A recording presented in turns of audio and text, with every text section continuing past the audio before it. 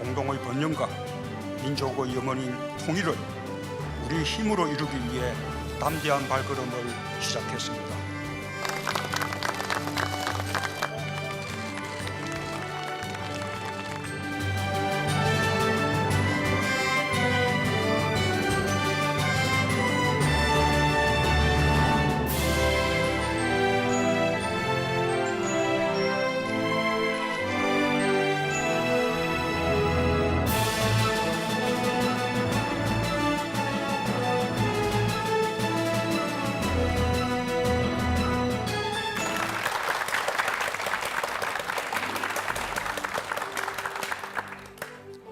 네, 광주, 목포, 여수 MBC 특집 4부작 한반도 평화시대 전라도의 길 사회를 맡은 김낙곤 기자입니다. 안녕하십니까, 연빈나입니다.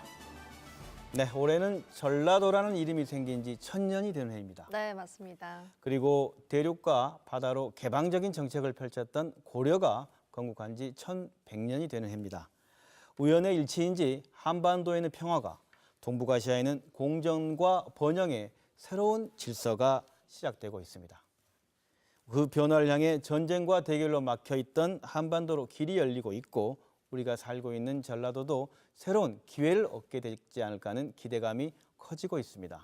네, 저희가 1부와 2부에서는 도울 김용옥 선생의 강의를 통해서 전라도 청년들이 그려나갈 수 있는 상상력에 대한 이야기를 해봤는데요. 이어서 3부에서는 전라도 대륙과 해양을 품고 날다라는 주제로 토론쇼를 펼칠 예정입니다. 네, 먼저 전라도 정도 천년을 맞아 특별한 분의 메시지가 도착했죠? 네, 격변하는 한반도의 이런 흐름 속에서 중요한 역할을 하고 계신 분인데요. 바로 이낙연 총리의 축하 영상입니다. 전남도지사를 역임하시면서 호남의 미래에 대해서 오랫동안 고민하신 분인데요. 전라도 정도 천년을 축하하는 메시지를 함께 보겠습니다. 광주, 목포, 여수 MBC가 이렇게 뜻깊은 특집을 함께 기획하고 함께 방송해 주셔서 고맙습니다. 올해는 전라도가 우리 역사에 등장한 지 1000년 되는 해입니다. 한반도가 극도의 군사적 긴장에서 벗어나 항구적 평화를 모색하는 국면으로 급반전한 해이기도 합니다. 지난 1000년 동안 전라도는 새로운 세상을 여는데 앞장서 왔습니다. 안으로는 예술과 학문을 육성하고 밖으로는 중국, 일본과 교류하며 서로를 이롭게 했습니다. 나라가 위태로울 때는 의롭게 일어나 나라를 지켰고 권력이 무도해지면 분연히 맞서 싸웠습니다. 호남이 없으면 나라가 없다는 충무공 이수진 장군의 말씀은 옳았습니다. 지금 한반도의 평화시대가 왔다고 말하기에는 이릅니다. 그러나 한반도의 평화를 정착시키려는 노력이 전례 없이 힘차게 전개되고 일정한 성과를 내고 있는 것도 사실입니다. 늘 새로운 시대를 여는 데 앞장서온 전라도가 이제 한반도 평화를 위해서 무엇을 할 것인가? 그리고 한반도의 항구적 평화를 정착시키려는 지금 전라도는 스스로의 미래를 어떻게 준비할 것인가? 이런 문제에 MBC 3사의 공동기획이 소중한 힌트를 제시하리라 기대합니다. 이제까지 역사의 고비마다 전라도가 올바른 방향을 선도했듯이 한반도 평화 시대도 전라도가 선도해 주기를 바랍니다. 동시에 한반도 평화가 전라도의 새로운 미래를 여는데 기여하기를 소망합니다. 감사합니다.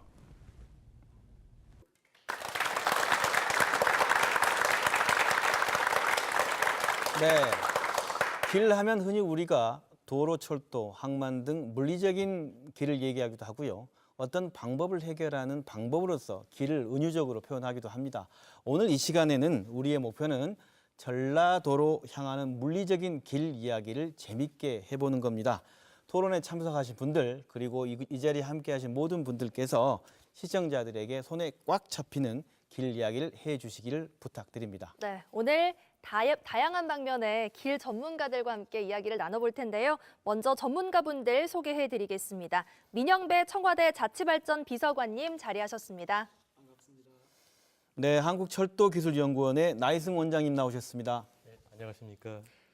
전남발전연구원장을 역임하신 동신대 관광경영학과 이건철 교수님 참석하셨습니다. 안녕하십니까. 네, 동국대학교 유라시아 실크로드 연구소장님이신 윤명철 교수님 나오셨습니다. 안녕하세요. 순천대 김명수 명예교수님 자리하셨습니다. 네, 반갑습니다. 네, 이번에 현장 전문가님 모셨는데요. 먼저 오토바이로 유라시아 대륙을 횡단하며 새로운 길을 내고 있는 탐험가이자 세계 탐험문화연구소를 이끌고 있는 김영국 소장님 나오셨습니다. 예, 반갑습니다. 네, 네, 전남문화관광재단 관광마케팅팀의 김용훈 팀장님 자리하셨습니다. 안녕하십니까. 네, 해안길을 통해 무역 활로를 넓히고 있는 성산기업 신양수 대표님 나오셨습니다. 안녕하십니까. 네, 또 새로운 시각의 역사 교육으로 학생들에게 세계를 인식하게 도와주는 선생님이자 대세 세계사의 저자이신 한빛고 김용남 선생님 자리하셨습니다. 안녕하십니까. 이번엔 한꺼번에 소개해 올라갈 것 같은데요. 올여름 시베리아 횡단 역사를 직접 타고 그 현장을 다녀온 전남 지역 고등학생들 한꺼번에 모셨습니다. 반갑습니다. 네, 오늘 또 토론을 통해서 이분들의 미래의 길도 설계할 수 있는 시간이 됐으면 좋겠습니다. 국제 청년 평화 그룹과 UN 한국학생협회 전남지부 등에서 활동하고 있는 광주 청년 활동가 여러분 함께해 주셨습니다.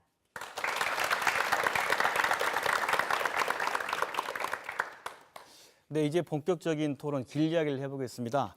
최근 남북한 문제를 풀어가는 걸 보면 남북의 정상들이 가장 먼저 평양 공동선언에서 보듯이 첫 단계 해법으로 철도와 도로 같은 길의 연결을 먼저 들고 나왔습니다. 다소 좀 추상적인 질문으로 시작할 수 있겠는데요. 각자 오늘 출연자분들 한 분 하나하나가 길 하면 내가 전문가라고 하신 분들인데 이렇게 질문해 보고 싶습니다. 나는 길의 중요성을 이렇게 본다. 왜 길이 주목돼야 하는가라는 얘기로 좀 시작한다면 추상적인 질문이니까 답변을 잘 좀 해주십시오. 먼저 이건철 우리 교수님 어떻게 길의 중요성? 예, 이 요즘 키워드가 이제 평화 번영 아니겠습니까? 저는 이제 거기에 평화보다는 번영 쪽에 관심이 많이 가는데 번영은 상생이 결국은 상생이죠. 상생은 상호 간의 인물적 교류가 이제 필수적이기 때문에 길의 중요성이 그만큼 크다. 저는 그 신뢰로서 로마 사례를 좀 들고 싶어요. 네. 우리가 통상 모든 길은 로마로 통한다 했는데 로마가 일찍이 제국을 이렇게 제패할 수 있었던 것도 결국은 길에 가장 먼저 선수를 쳤기 때문입니다. 그래서 이제 군대, 군수품 이동을 빠르게 할 수 있었고 반란이 일어나더라도 빨리 가서 진압할 수 있었고 또 더 중요한 것은 그 길이 군사용으로만 이용된 게 아니라 정신 문명의 통로로도 이용이 됐습니다. 네. 길 하면 또 철도길 하면 또 나이승 한국철도기술연구원장님 어떻게 말씀해 주시겠습니까? 방금 말씀하신 것처럼 이제 실크로드 길 정말 그 인간에게 중요한데요. 인간의 그 삶의 기본 요소가 보통 우리가 의식주 얘기하지 않습니까? 먹고 자고 입고 그러는 것인데 사실 그와 더불어서 정말 중요한 게 바로 움직이는 거죠, 그죠? 그리고 또 활동하는 것이고요. 이러한 행을 위해서는 반드시 길이 필요합니다. 그래서 이런 실크로드를 통해서 예전에 서역과 이 중국이 동서가 교역하고 또 찬란한 문명을 꽃피웠지 않습니까? 이번 그 4.27 판문점 선언을 계기로 해서 이번에 경의선, 동해선 철도도로 연결이 다시 시작이 되고 있습니다. 이런 길을 통해서 다시 한번 남북 관계의 어떤 개선을 통해서 남과 북이 함께 잘 사는 그 평화로운 한반도도 만들고요. 또 미래의 우리의 글로벌 경쟁력도 만들면서 실제로 이것들이 다 같이 함께 동북아 지역 전체로 확산할 수 있는 그런 어떤 우리가 그 아태의 어떤 가교 국가로서 정말로 우리가 중요한 역할을 할 수 있는 그런 시점이라고 생각합니다. 그래서 더더욱 길이 중요시 되고 있습니다. 네. 길을 통해서 다시 경쟁력을 확보할 수 있는 시기다 이런 말씀인 것 같은데요. 윤명철 교수님은 어떻게 생각하십니까? 두 분이 벌써 말씀하셔서 제가 드릴 말씀이 별로 없는데 역사학자나 인문학자 입장에서 볼 때 처음에는 마음의 길을 얘기하고 싶고요. 인류 문명에 당면한 문제도 있고 그다음에 제 용어로 표현하게 되면은 명확하게 첫 번째 우리는 물류를 얘기하고 있습니다. 옆에 교수님 계시지만 김 교수님 계시지만 그리고 또 하나 인문학자 입장에서 문류란 말을 쓰고 있습니다. 문화의 흐름. 그다음에 세 번째가 인류, 사람의 흐름이 있습니다. 그래서 앞으로 우리가 길을 얘기할 때는 세 가지를 동시에 봐야겠다는 것하고요. 또 한 가지는 또 제 이론입니다만은 보통 길 그러면은 전라도에 도자가 써 있지 않습니까? 그런데 도는 평면적 개념이에요. 그런데 실제로 길은 평면적 개념이 아니었었고요. 그리고 지금 전라도가 추구하고 있는 것도 대륙과 해안과 하늘이거든요. 그 입체입니다. 그래서 제가 일찍부터 주장하고 있습니다만은 망체제라는 이론을 쓰고 있어요. 그래서 저는 망체제로 보고 그랬을 경우에 그것을 굳이 우리 앞뒤에 제 앞뒤에 젊은 사람들이 있는데 그 양반들이 잘 쓰는 네트워크 이론으로 봐야 된다는 것을 말씀드립니다. 그리고 마지막 지금 해양 전문가도 있고 철도 전문가도 있고 물리 전문가 있고 다 계신데 제 생각에는 전부 다 유기적으로 보는 이런 역사관과 국가 발전 정책이 필요합니다. 그리고 우리 김명수 명예교수님 물류 전문가신데 길에 대한 얘기, 왜 길에 주목해야 되는가? 여기 앞에도 지도가 나와 있기는 합니다만 정치 경제적으로 한반도가 대륙으로 향하는 관문이 될 거다. 이제 그렇게 관문이 되는 이제 길이 열리게 되는 것이고, 또 뒤집어서 보면 태평양과 세계를 나가는 명실상부한 교두보로서 이번에 길이 닦여지고 있고 머지않아 열리게 되면 우리 모두에게 그야말로 평화와 번영의 시대가 이제 머지않아 오지 않을까. 네, 우리 민영배 비서관님 왜 길에 주목해야 되는가 말씀하신다면. 대개 전쟁을 하게 되는 경우는 길이 열리지 않기 때문에, 교류가 이루어지지 않기 때문에 강제로 길을 여서 약탈을 하는 게 전쟁의 과정이거든요. 그래서 이 길을 연다고 하는 것은 평화로 가는 길이고 그 교류를 통해서, 그 길의 교류를 통해서 번영으로 가는 길이죠. 그래서 이제 문재인 정부가 신북방 정책의 비전을 평화와 번영의 북방 경제 공동체 이렇게 삼으면서 부제에 이런 제목을 달아놨습니다. 길을 열면 시대가 열린다. 새로운 시대로 가는 길을 지금 열어가야 되는 그런 아주 역사적인 전환점에 지금 서 있다고 봅니다. 지금 길이 열리고 있다라는 말씀을 해주셨어요. 근데 열리고 있다라는 건 현재는 완전히 열리지 않았다는 말이기도 하잖아요. 네. 그래서 궁금한 점은 현재 우리에게 지금 어떤 한계가 있는지 좀 짚어보면 좋을 것 같거든요. 나희성 원장님부터 먼저 말씀 들어볼게요. 현재 남북 간의 어떤 철도 도로가 완전하게 연결되어 있지 않지 않습니까? 예. 그러다 보니까 우리가 섬나라와 같았고요. 그러다 보니까 저희들이 주로 이제 해양권으로 이런 그 무역이나 교류나 경제 활동을 해왔습니다. 물론 그동안에 저희들이 그 경제 활동과 경제 성장을 통해서 만불도 만들고 또 중국과의 어떤 그 시장을 개척함으로써 이제 3만불까지 와 있는데요. 사실 3만불에서 지금 10년간 정체되어 있습니다. 뭐 이런 것들이 사실 신흥시장을 개척하거나 또는 우리의 경제 공간이 작기 때문에 일어나는 일인데요. 이런 남북 간 연결을 통해서 사실 대륙 경제권과 바로 연결할 수 있는 그런 기회를 우리가 가질 수 있는 것이거든요. 그래서 이런 길을 통해서 그동안에 저희들이 어떻게 보면 좀 닫힌 폐쇄적인 영토였다라고 하면은 이제는 열린 영토 개념으로 한반도를 발전시키고 또 우리의 경제 공간들을 넓혀가야 될 그런 시점이라고 봅니다. 네. 윤명철 교수님, 그동안 역사 속에서 길은 어땠습니까? 좀 닫혀 있었잖아요. 지금 많은 분들이 우리 역사를 좀 오해하고 있는 경향이 있는데 네. 조선시대 500년이 우리 전 역사는 아니거든요. 조선시대는 사실은 길이 막혔습니다. 그러다 보니까 폐쇄적이고요. 정보가 차단이 돼 있었고 그리고 대체적으로 산업을 억제하면서 당연스럽게 상업도 발전하지 않았고 그러다 보니까 농경 위주의 사고를 했었고 농경산업이 있었고 그다음에 백성들은 가난할 수밖에 없었던 거죠. 목포를 제가 한번 사례로 들어보겠는데 목포가 일제시대 때는 전국 3대 항만이었고 네. 전국 6대 도시였습니다. 그런데 근대화되면서 목포가 전국에서 가장 심하게 좀 길에 있어서 좀 홀대를 받았어요. 지금도 호남선의 종점은 목포인데 호남 고속도로, 호남 고속철도가 지금 완공이 돼 있지 않습니다. 당연히 그렇죠. 네. 목포가 활력을 잇는 것은 아주 당연하다. 그래서 아까 우리 윤 교수님도 강조하신 길이 막히면 가난해진다. 활력을 얻을 수밖에 없다. 우리 한반도를 중심한 주변국의 길 상황을 한번 보면 거기도 똑같이 닫혀 있는지 한번 궁금합니다. 중국은 실질적으로 해양 국가는 아니었습니다. 아까 민 선생님 말씀하셨지만은 내륙지향적 국가였었고요. 해양이 아니라 운하를 많이 사용했습니다. 다만 그래도 해양 활동은 활발했던 것이죠. 그런데 이제 중국이 해양 국가로 주장하기 시작한 거고 그것이 1대1로 전략 중에서 1로 전략이 되겠습니다. 그런데 아직은 중국은 부족합니다. 그래서 계속해서 지금 여기 나 선생님도 계시고 다 계셔가지고 제가 말을 생각했습니다마는 중국이 유라시아 전역을 향해서 철도망 건설이라든가 제가 현장에서 확인하듯이 도로를 막 건설하고 있습니다.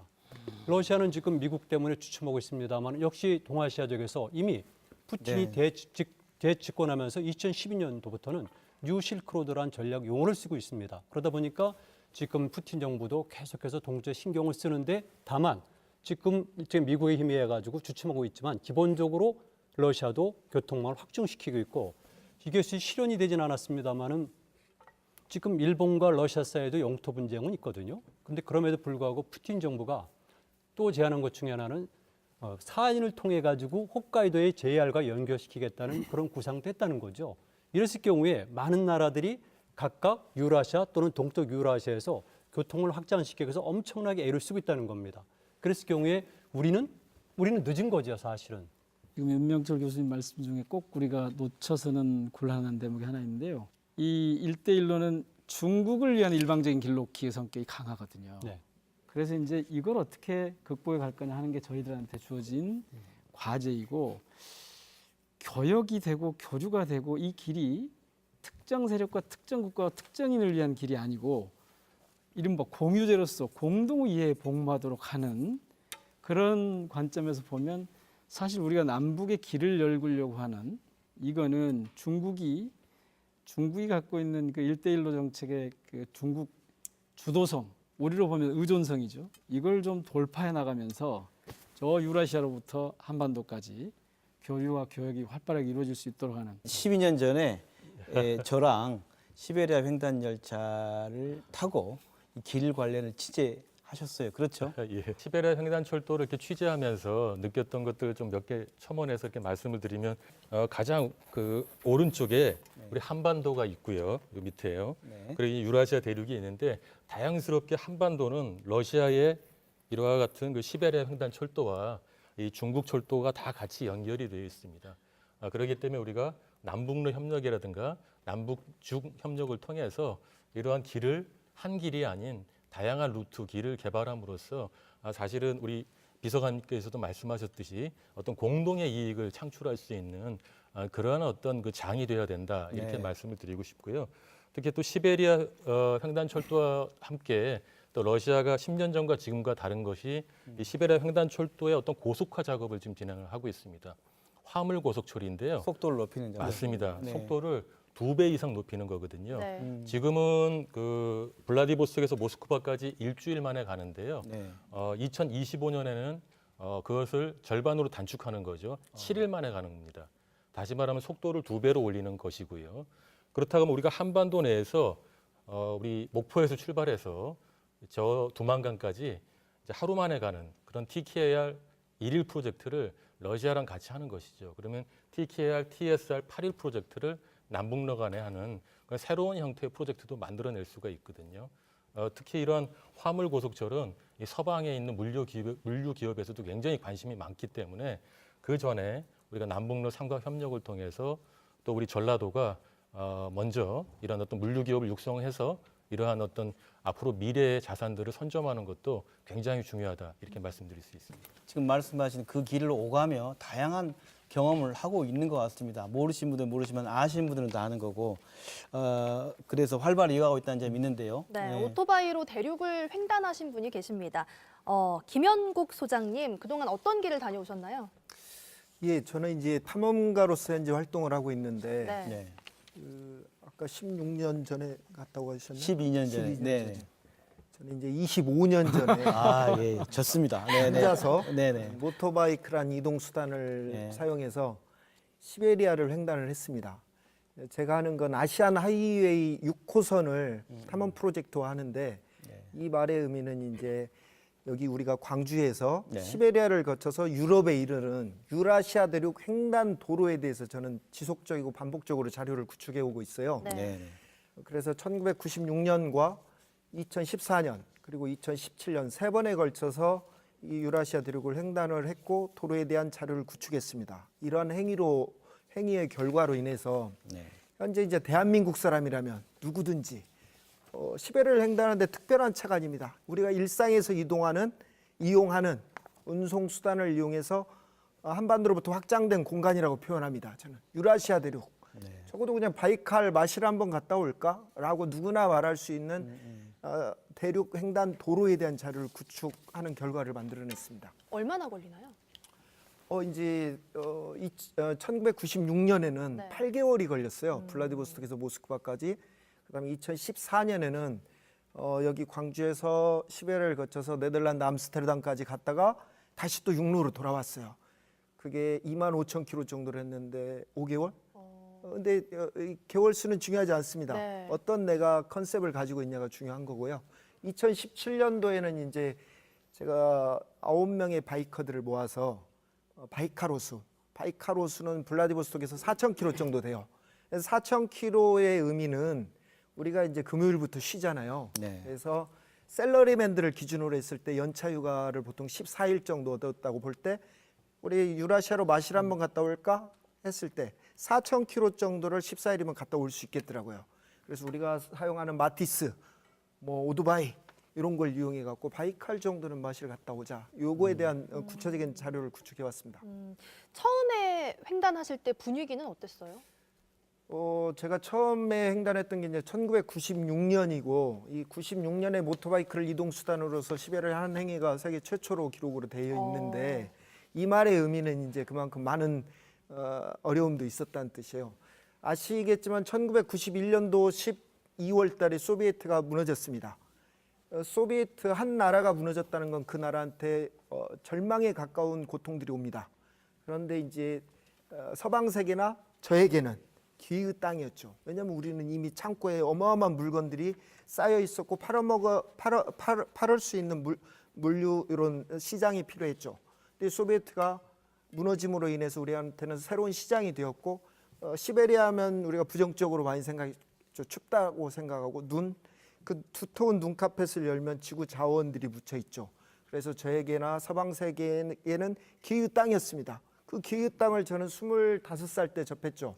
그래서 청년 이꼬르 행동이다.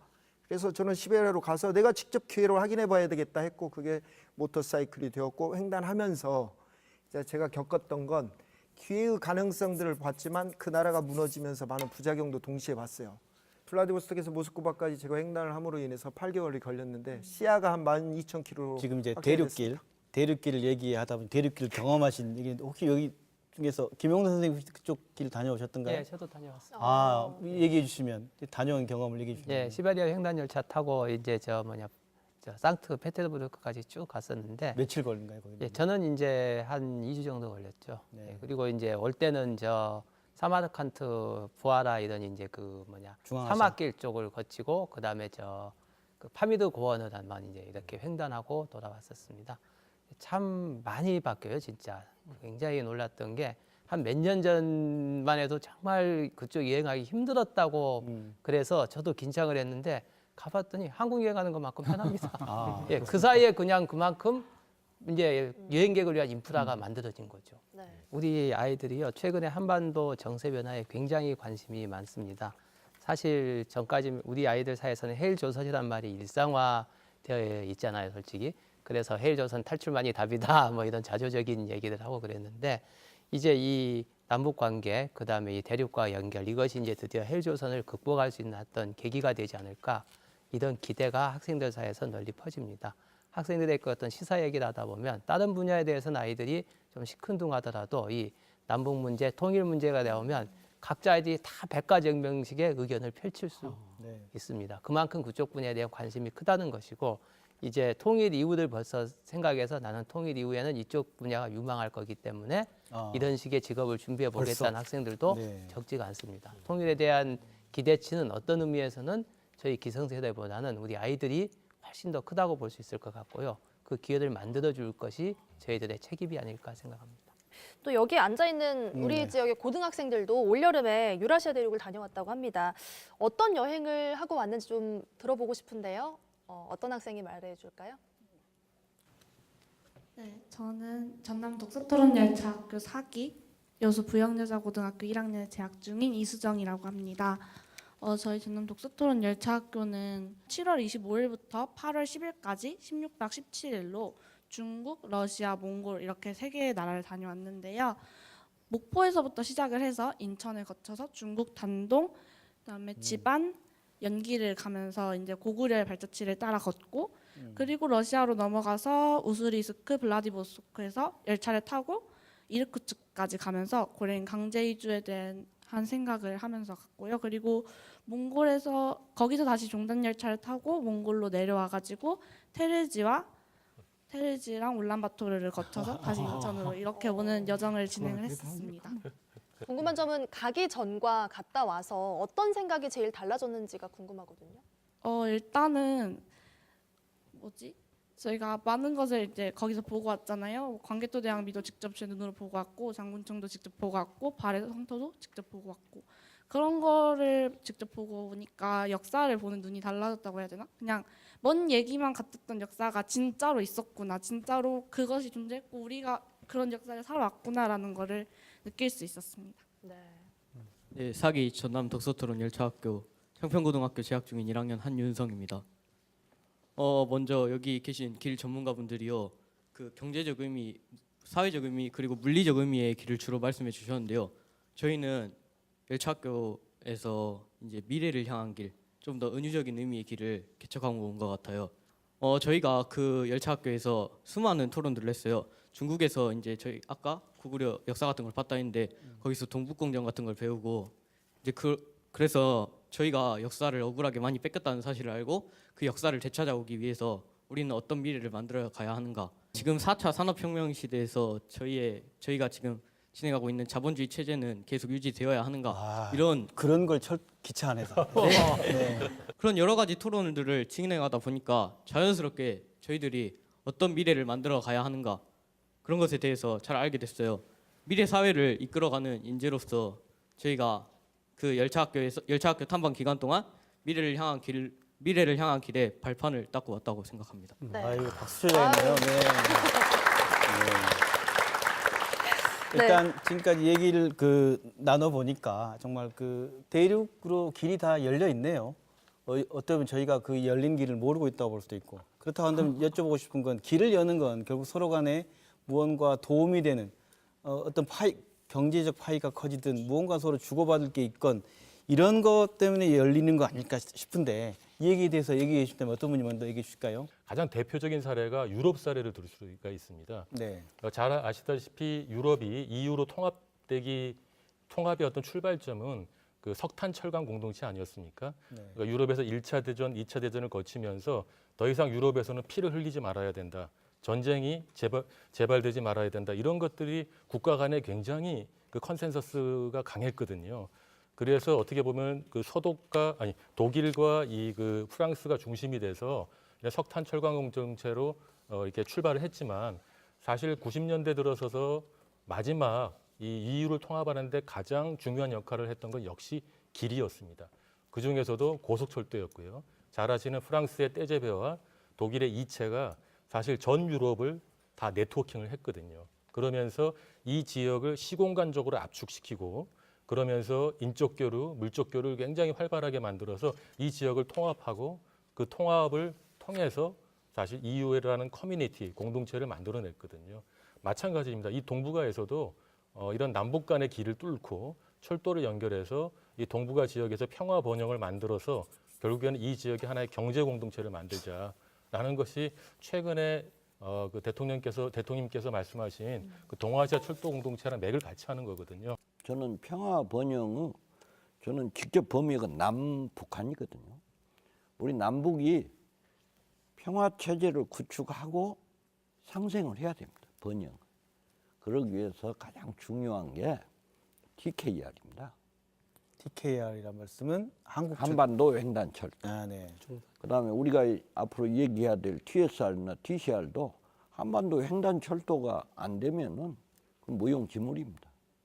철도라고 하는 것이 되게 효율적인 운송 수단이거든요. 뭐 전문가 앞에서 제가 그런데 그렇게 해서 이 평화 체제가 되면 말씀드린 그 번영의 길, 평화의 길 이게 이제 열리는 거죠. 그 말은 다른 말로 하면 남북 철도 연결은 사실은 우리 경제 영토를 확장하는 것이 되는 거죠.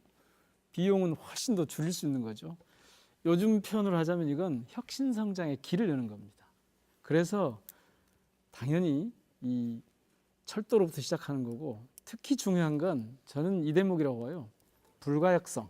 그러니까 이제 개성 가는 길을 열어놨는데 정권이 마음에 안 들면 이거 닫아버렸단 말입니다. 근데 철도를 연결해 놓으면 폐쇄 가능성이 훨씬 더 줄어드는 거죠. 현재 우리가 물류를 수출할 때 부산항이나 광양항에서 배로 실어서 네. 러시아로 가죠. 예, 거기에서 지금 시베리아 횡단철도 물류와 연결되는 겁니까? 맞습니다. 그거 타고 방금 말씀하신 한반도의 종단 열차가 TKR 생겼다고 어떤 이익의 차이가 남북 간에 다른 게 어떤 게 있습니까? 설명해 주신다면. 간단하게 설명을 네. 드리면요. 네.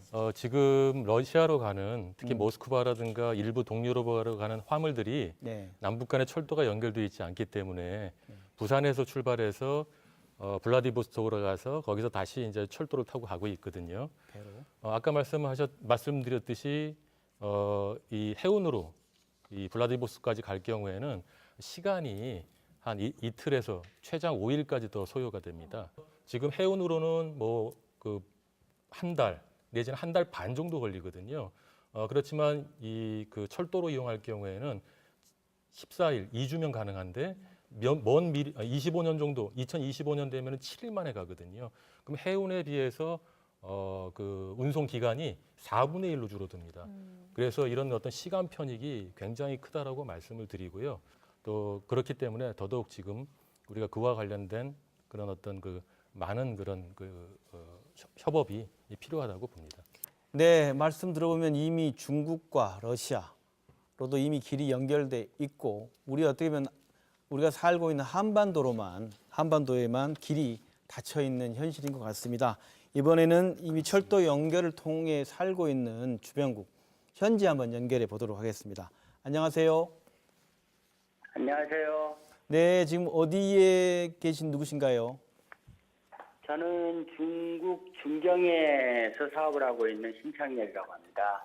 주재원 생활 약 10년, 그다음에 10년 정도의 개인 사업을 하고 있습니다. 그래서 전체적으로 한 20년 정도 지금 중국에 거주하고 있습니다. 북경, 상해, 천진, 광주, 서안, 뭐 중국 전역을 상대로 해서 지금 사업을 하고 있습니다. 그렇게 사업하실 정도로 물론 하늘길도 있지만 또 길이 편한가요? 어떻게 되어 있습니까? 그 이전, 그러니까 2008년 북경올림픽 이전에는 대부분 항공으로 이동수단이 항공이었고요. 비행기요? 그 이후에 이제 고속철이 개통이 되고 난 이후부터는 점점 고속철을 이용하는 빈도수가 지금 늘어나고 있는 상황입니다. 하루에 지금 유럽으로 가는 열차 어디로 어떻게 가고 횟수는 어떻게 되나요? 2011년에 중경에서 그 독일의 뒤스부르크까지는 이미 연결을 했고요. 그 다음에 그 중간중간에 이제 그 유럽 대륙하고 중국 대륙이 연결이 됐고 도시와 도시 간에 지금 계속해서 연결 중입니다. 현재 2018년 현재 15개국 43개 도시가 연결이 돼 있고요. 네, 그렇군요. 지난달 말 기준으로 해서 2011년부터 지금까지 10,000회 정도 운송한 기록이 되어 있다고 합니다. 네, 중국 정부가 그 1대1로 사업을 통해서 철도 교통망 연결 확충에 애를 쓰고 있는데 현재 체감하시기에 어떤가요? 네, 특히 중국 서부 지역의 변화가 굉장히 눈에 띕니다. 그 이전에 접근성이 별로 좋지 않았던 지역인데 철로 등을 놓아서 경제적인 그 변화가 굉장히 눈에 많이 띄고 있고, 지금 또 최근에 그 전 지구의 모든 것을 갖다 철도로 연결한다는 원대한 계획을 갖고 있는 것으로 저는 알고 있습니다. 네, 앞으로 남북이 중국과 철도로 연결된다면 어떤 변화가 생길까요? 현지에서 많은 기대가 있습니까? 어떻습니까? 저희가 지금 뭐 북쪽을 통하지 않으니까 남쪽은 지금 섬이나 다름이 없는데, 만약에 북을 통해서 중국과 연결이 된다면 지금 뭐 어마어마한 내수 시장을 하나 확보한다는 개념이 되겠죠. 그다음에 그 지금 중국의 기존에 깔려져 있던 25,000km의 고속철도를 이용해서 접근을 한다면 보다 중국의 구석구석까지 세밀하게 접근할 수 있을 것이라고 생각이 됩니다. 앞으로 중국에 대한 연구나 이런 것을 조금만 좀 한다면 좋은 우리한테 좋은 기회들이 많이 펼쳐져서 우리에게 풍요로운 미래가 열릴 것이라고 예상이 됩니다. 네, 중국에 사시면서도 우리나라 걱정 많이 해주십니다. 감사드립니다. 신창현 선생님 고맙습니다. 네, 고맙습니다. 지금 중국 연결해서 현지 교민의 이야기를 들어봤는데요. 사업을 현장에서 하시는 입장에서 대륙길이 열리는 것에 대한 또 기대가 남다르실 것 같거든요. 신양수 대표님 어떻습니까? 여러 가지 저희가 농기계를 만드는 회사거든요. 근데 우리나라에서도 굉장히 소외를 받다 보니까 제가 일찌감치 이제 해외 동남아 쪽으로 나가서 22년 동안 이제 해외에서 이제 줄곧 사업을 하게 됐는데 지금 현재 이 전라도 쪽이 나오는 농산물이라든가 또 여러 가지 어떤 그 가공 또 그 수산물 이런 것들이 저희들이 동남아 이 사업을 하다 보면은 굉장히 그 고품질 쪽으로 판매가 가능하거든요. 지금 이런 이 버섯 같은 경우도 동남아 전역의 마트에 우리 그 어떤 뭡니까 장흥에 나오는 표고버섯 또 그 팽이버섯, 양송이버섯 이런 부분들이 고급 마트에 쫙 깔려 있습니다. 이런 게 전부 다 항공으로 가는데 그 무한 공항이 빨리 활성화돼야 된다는 것. 뭐 인적 교류만 활성화되는 게 문제가 아니고 이런 그 전라도에 나오는 아주 고품질 농산물이라든가 그 수산물 이런 것들이 그 동남아 쪽으로 됐든 중국이 됐든 또 그 일본이 됐든 이게 나가야 되는데 지금은 전부 다 인천공항을 통해서 가다 보니까 물류비도 많이 막히고 네. 이런 부분들이 조금 이제 이거는 이제 그 정책 그 당국자들이 이제 해야 될 일이겠지만은 어떤 경상도나 그 경상남도나 경상북도는 동남아 쪽에 그 수출 인큐베이터 기업을 위한 인큐베이터 사무실을 개설을 하고 활발하게 지금 동남아 쪽에 그 뿌리를 내리고 있는데 전라남도는 전혀 그게 돼 있지 않고 지금 전라남도에 어떤 그 무역진흥과도 없이 수출팀이 두 팀이 있다가 한 팀으로 졸아들어갖고 지금 한 팀이 하고 있습니다. 그것도 한 팀 5명이 하고 있습니다. 그러니까 저희 그 경제 주체들이 보면은 이 전라남도가 지금 이 수출을 하려고 하는 것인가 답답할 때가 많이 있습니다. 근데 길에 대한 기대감 듣고 곧바로 해양 얘기를 해야 될 것 같아요. 우리 그 관광 쪽에서도 길에 대한 그 열린 길에 대한 기대감이 있을 텐데 어떻습니까? 네, 맞습니다. 관광은 우선적으로 얘기하면은 여행이라는 게 각 나라의 문화의 그 친숙성과 그 동질성 그리고 유사성이 여행지 선택하는 가장 중요한 포인트거든요. 네. 근데 그렇게 봤을 때 일단은 아까 철길을 말씀을 해주셨어요. 죄송합니다. 그 철길을 말씀해 주셨고 철길이 열리고 또 하늘길이 열리고 바닷길이 열리는 게 모든 게 다 아우러진 관광이거든요. 근데 우선적으로 철길이 열렸을 때 그 중국의 그 대륙의 실질적으로 아까 인근에 있는 베이징, 뭐 소냥, 장충, 하얼빈 이런 중국의 철길이 열리게 되면 그 인근에 있는 아까 제가 말씀 4개 지역이 약 1억 명이 넘는 인구거든요.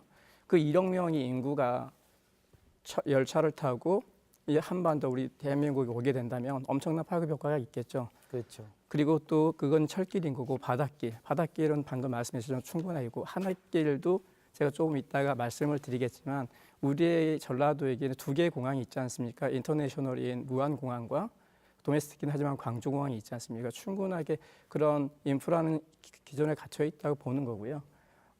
또 한 가지 말씀드리자면 중국 잠깐 좀 말씀을 좀 더 드리겠습니다. 중국 같은 경우에는 그 인구가 약 13억 5천 정도라고 이야기를 했을 때 대부분이 밀레니엄 세대라고 이야기하지 않습니까? 중국 밀레니엄 세대가 18세부터 34세에 이르는데 보통 중국이 1년에 16년도 해외 여행하였던 인구가 약 1억 2천 2만 건 정도 되거든요.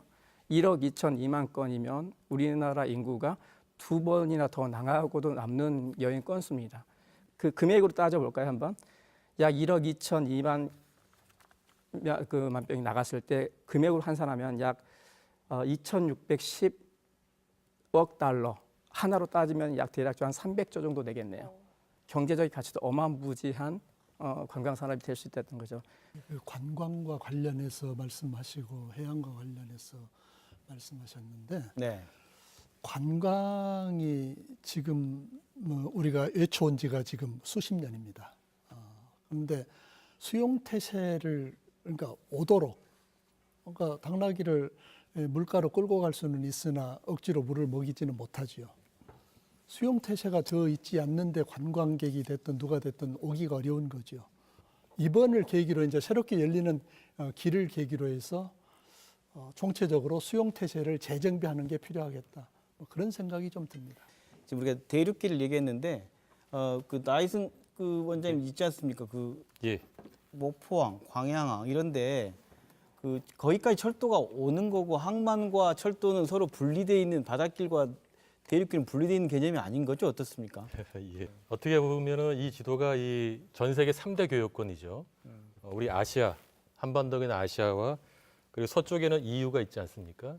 그리고 저 멀리 이 아메리카 대륙, 북미 아메리카 그리고 나프타가 있지 않습니까? 이게 이제 3대 교역권이고 전 세계에서 가장 인적 물적 이동이 활발히 일어나는 지역 아니겠습니까?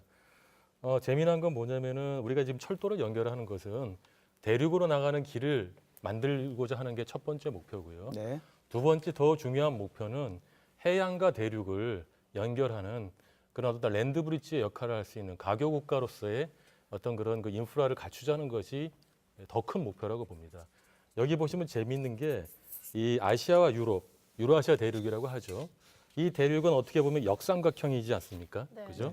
역삼각형인데 이 패시픽 림 요거는 어떻게 보면 거의 원형에 가깝거든요. 태평양, 환태평양. 예. 그렇죠. 예. 이러한 그 패시픽 림, 환태평양과 역삼각형의 유라시아 대륙의 바로 접점에 있는 것이 바로 우리 한반도입니다. 그러니까 어떻게 보면 우리 옛날 당군 할아버지께서 그 최고의 땅을 물려주신 것 같아요. 선견지명이 있으셔서 그래서 이런 철도 대륙을 연결하는 것도 1차적으로 중요하지만 더 큰 목표는 어떻게 보면 패시픽 림 국가들과 이 그 해양을 같이 이렇게 그 효율적으로 연결해 줄 건가 이것이 굉장히 중요하고요. 여기서 보이시다시피 아주 그 최적의 포인트에 한반도가 놓여 있고요. 특히나 이러한 위치에서는 이 그 중개 무역이라고 하죠. 이런 것들을 할 수 있는 그리고 다양한 형태의 비즈니스를 할 수 있는 아주 좋은 어떤 입지적 조건 이런 것들을 가지고 있습니다. 저는 기본적으로 해륙사관, 해륙교통망을 지향하거든요. 네. 그래서 세계 아니면 동아시아에서의 코어라든가 아니면 물리의 허브라든가 교통의 IC론을 주장해 왔어요. 그런데 오늘 주제를 보게 되면 주로 이제 북한 프로세스 때문에 주로 철도 얘기가 많이 남았는데 기본적으로 해양도 같이 가야 되지만 특히 오늘 주제는 여기는 전라도거든요. 네. 전라도 입장에서 지금 철도와 해양을 놓고 볼 때 해양에 대한 문제가 또 중요하다는 걸 제가 말씀을 드리는 거죠. 네. 그래서 실질적으로 보게 되면은 지금 TSR도 있고 TCR도 있고 TKR도 있고 그런데 일단 전라도 입장에서는 앞으로 장기적으로 볼 때는 모르겠지만 당장의 입장에서는 지금 철도와 직접 연결시킨다는 것은 시간적 여유가 필요한 거죠. 그런데 유독 이상하게도 우리나라의 전해안을 놓고 볼 때 경기도의 평택이라든가 아니면 충청도의 당진 그리고 부산 심지어는 지금 동해안까지 발전하고 있는데 유독 전라도만 이게 특별한 시설이 없는 거죠. 그래서 광양만 있다고 그러지만은 네. 앞으로 지금 현 정부가 추진하는 것도 신북방 정책과 함께 신남방 정책이거든요.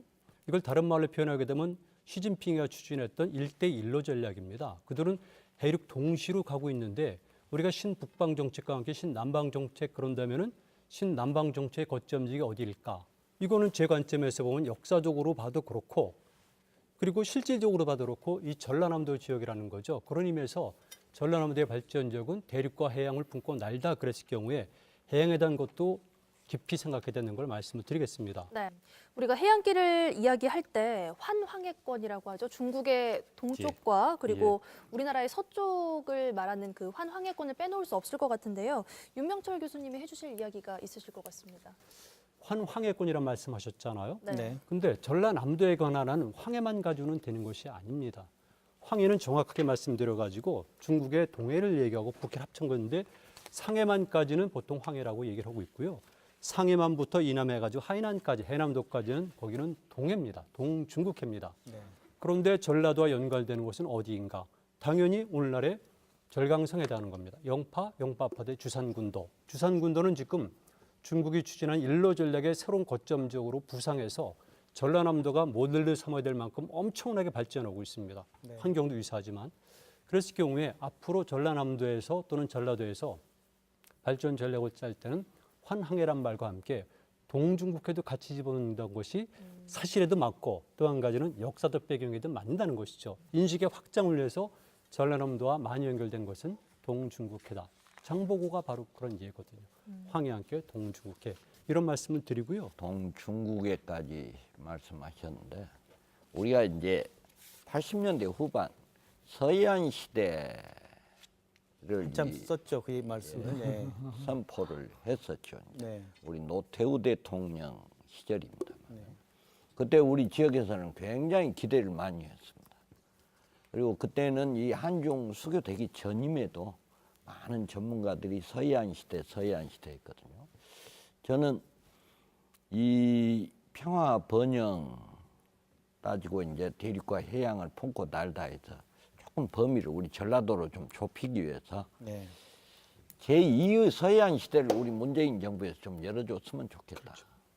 그러니까 지금 산둥, 중국 지금 한항해권에 있는 산둥, 장수, 상해, 절강입니다. 중국의 상해를 빼고라도 그 지역은 우리 아주 지근거리에 있을 뿐만 아니라 인구 규모가 지금 2억 4천입니다. 그 세계 성만 하더라도. 네. 그리고 이 주민소득 그다음에 경제 활력에 있어서 22개 일반 성 가운데 가장 상위 클래스에 있습니다. 광동성 빼고는 그 세 개 성이 가장 높기 때문에 이제 우리 서해 연안, 이제 북한까지 포함한 개념입니다. 저 신의주부터 목포까지 그 우리 서해 연안하고 중국의 적어도 최소 저 밑에 교수님 말씀하신 동중국까지 안 가더라도 그 세계 성만 하더라도 2억 4천이기 때문에 충분히 환황의 경제권. 그래서 지금 엊그제 절강 성장 같은 경우는 벌써 전라남도가 이 교류를 맺은 지가 지금 20년 됐습니다. 20년 넘었죠. 그래서 네. 성장이 직접 찾아와서 이 아까 이제 우리 대표님 말씀하신 친환경 농업 같은 경우, 그 다음에 이제 에너지 신산업 같은 경우, 민간 교류 확대하는 걸 아주 합의를 한 바가 있습니다. 그리고 이제 산둥성 같은 데는 이다이루 1대1로 구상이 발표되자마자 가장 그 산둥성이 주장했던 게 중한 경제 합작구 조성 구상을 밝힌 바가 있습니다. 네. 그만큼 칭다오 중심으로 해서 한국과의 교류가 가장 빨리 시작된 곳이거든요. 그래서 저는 우리 이제 언론에서도 그런 쪽에 좀 신경 좀 써요. 특히 우리 비서관님 제2의 서해안 시대를 한번 이 전라도민의 입장에서 간절히 좀 바람하지 않습니다. 제가 그 연계해서 한 가지만 말씀을 드리겠습니다. 네. 노무현 정부 시절에 동북아 시대위원회라고 하는 게 있었습니다. 제가 거기에 이제 대통령 직속으로 저도 그 위원이었습니다. 네. 그때 인천공항을 동북아 허브공항으로 만들겠다고 그래서 지금 자리를 잡았습니다. 네. 동북아 물류 중심 국가를 만들겠다고 대통령께서 노무현 대통령께서 강력하게 추진을 해서 그때 이제 남북 관계가 비교적 좋았고 뭐 DSR이나 TCR이 그때 아주 본격적으로 거론이 되어졌었죠. 근데 이제 그 다음에 우리가 잃어버린 9년이라고 요즘에 얘기를 합니다만은 소위 정부가 들어서서 남북 관계가 경색되면서 이 물류 산업이라고 하는 게 그 동북아 물류 중심 국가를 주창하게 된 게 뭐냐면 중국이 창출하는 부가가치를 우리가 흡수할 수 있는 전략이었기 때문에 그렇습니다. 그렇기 때문에 지금도 마찬가지로 환황해권이 뭐 어디까지를 포함하든 그거는 뭐 우리가 하기에 따라서 얼마든지 넓어질 수가 있기 때문에 결국은 우리가 이 중국이 창출하는 부가가치를 흡수할 수 있는 내부적인 기반을 다지고 조성하는 것이 굉장히 중요하다. 예를 들면 환황해권은 뭐 굉장한 잠재력을 가지고 있다. 뭐 이렇게 말씀드릴 수 있습니다. 네, 김용훈 팀장님 하실 말씀 있으시다고요? 이렇게 보시면 될 것 같습니다. 전라도의 가장 대표적인 항이 세 개 항이 있지 않습니까? 크루즈 전용항인 요수항이 있고 물류의 중심인 광양항이 있고 목포항이 있지 않습니까? 그러면 그 실질적으로 이렇게 남북이 분단으로 인해 가지고 바닷길이 무슨 상관이냐고 하겠지만 실질적인 크루즈를 갖고 이야기를 한번 해보겠습니다. 2019년도에 들어올 아자마라 갖고 좀 말씀을 드리겠습니다. 이 아자마라 같은 경우는 월드 크루즈인데 출발지가 모항지가 미국의 마이애미입니다. 마이애미이고 실질적으로 148일간의 지금 크루즈 항해를 하는데 크루즈 항해를 하면서 대표적으로 유럽을 거쳐서 이렇게 아시아 쪽을 오는데 아시아에서 보면은 인도의 봄바이, 싱가포르, 그다음에 상해, 상해를 거쳐서 우리 여수까지 들어오는 게 내년에 이제 들어올 예정인데요. 그만큼 148일 동안 항해를 하면서 이렇게 기항지를 거쳐서 갑니다. 그러면 만약에 우리 여수항에 오게 되면 오랜 항해를 하기 때문에 뭐가 필요할 거예요? 기본적으로 유류라든지 아까 우리 대표님 이야기하셨던 전라도에 청정한 음식이 많이 있지 않습니까? 그것은 케이터링을 삼을 수도 있고 중간중간에 그런 산업을 우리가 충분하게 갖춰진다면 전라도는 아까 교수님이 말씀하신 변방이 아니라 항상 새로 거듭나는 새로운 곳이 될 수 있다는 겁니다. 이 지도를 보시다시피 이게 겐팅 크루즈 라인입니다. 지금 현재 디스티네이션 아이터널이라고 나와 있는데 지금 이곳이 대한민국이거든요. 대한민국 보면 이 중심에 보면 빨간색 라인이 있습니다. 이 색깔별로 크루즈의 크기에 따라서 바뀔 수가 있는 건데요. 보면은 이 빨간색 라인이 스타크루즈 라인입니다. 그만큼 스타크루즈는 아시아 쪽에 많이 몰려 있는 거죠. 지금 여기서 두 가지를 보여드리고 싶은데 이 라인들이 전부 다 크루즈 라인인 거고요. 중심에 있는 거고 여기에서 조금 더 이 아시아 권역을 좀 확대해 본 지도 좀 보여드리겠습니다. 아까 제가 말씀드렸던 것처럼 그 실질적인 대한민국 여기 있는데요. 모든 라인이 실질적 지금까지의 여수항에 들어온 크루즈 라인은 대부분이 현재까지는 대만에서 출발을 합니다.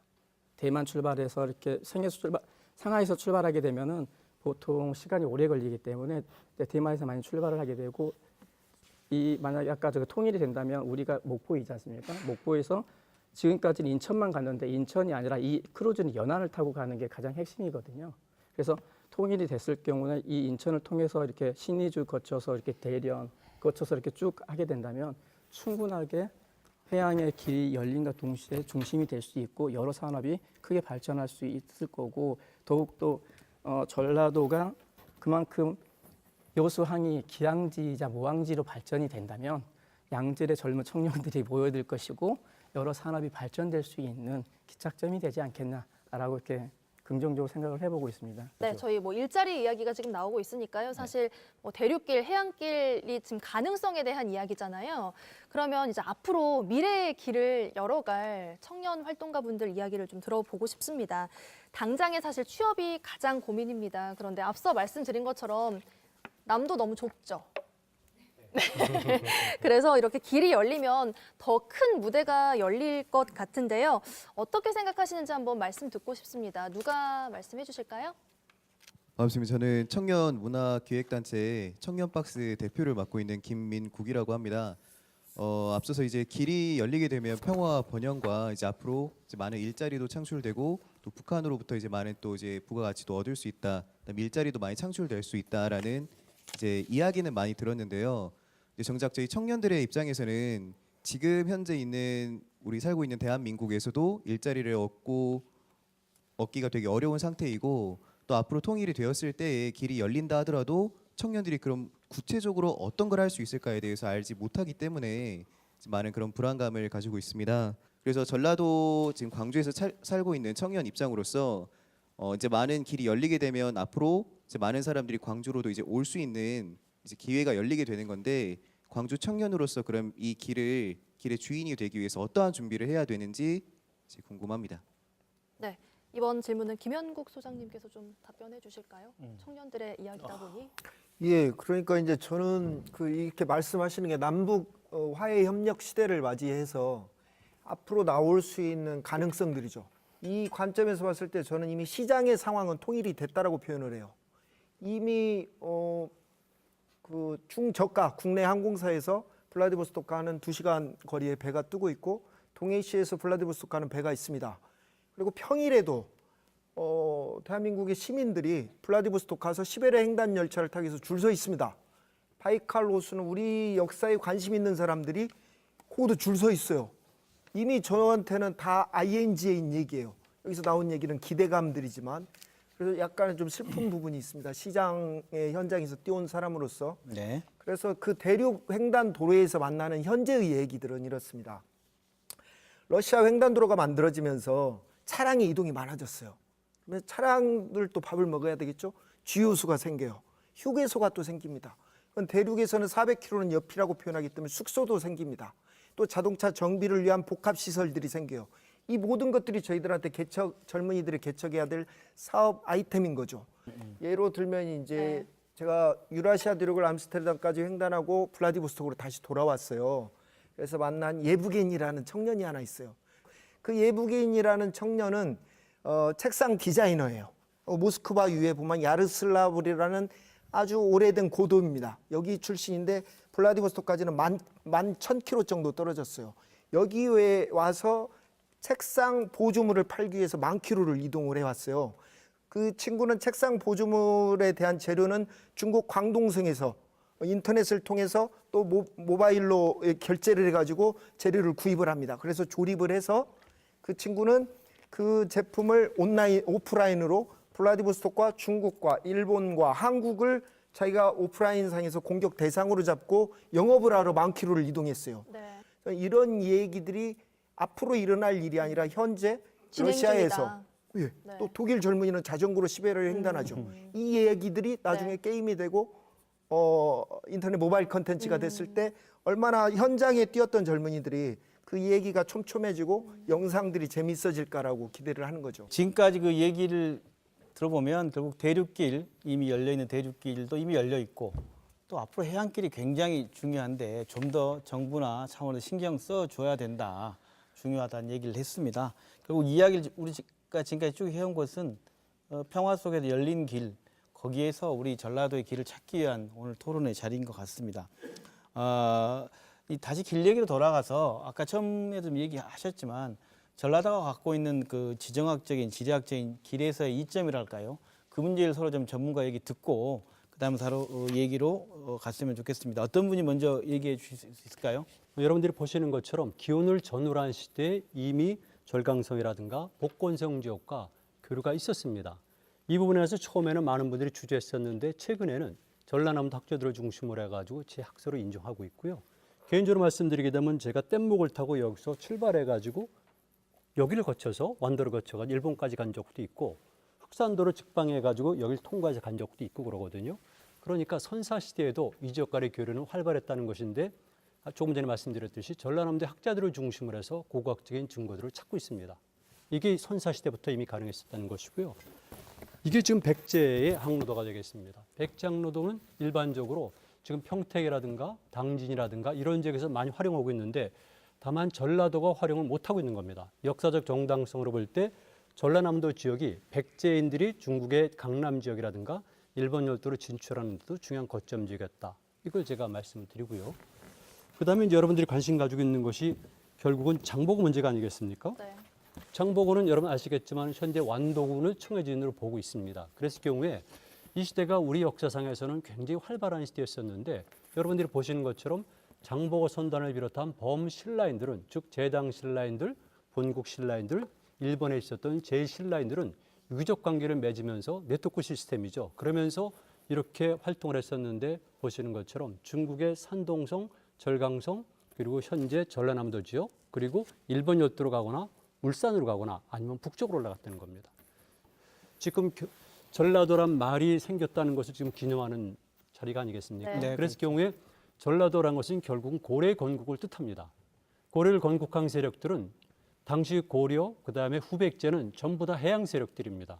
그랬을 경우에 경기만의 왕건 세력과 전라남도에 여기에 있었던 나주시 세력이 연합해서 그 가운데 있었던 후백제의 그리고 이를테면 동진강 금강 세력과 그리고 섬진강 세력이 연합한 거거든요. 그런데 그 위에 보시면 알겠지만은 당시 고려인들의 무역망은 여러분들 알고 있는 것처럼 중국에서 동남아시아를 거쳐서 인도의 마팔국을 거쳐서 오늘날의 아라비아까지 무역망이 설정이 된 겁니다. 그러다 보니까 당시 고려에 쓰였던 개경에는 예를 들면 교지국, 베트남 사람들 또는 샴, 태국 사람들, 마팔국, 인도 사람들 그리고 아라비아 상인들도 개경에 거주하고 있었다는 것이죠. 이런 의미에서 볼 때 이 모든 것이 통과하는 것은 여러분들이 보시는 것처럼 바로 이 지역입니다. 그리고 여기서 똑같이 일본 열도로 갈 때도 장보고 선단이 활용했던 항로는 바로 여길 통과해가지고 이를테면 한반도의 서남해안이라든가 제주도를 우측으로 보면서 일본 열도 북부에 도착, 큐슈 북부에 도착하는 겁니다.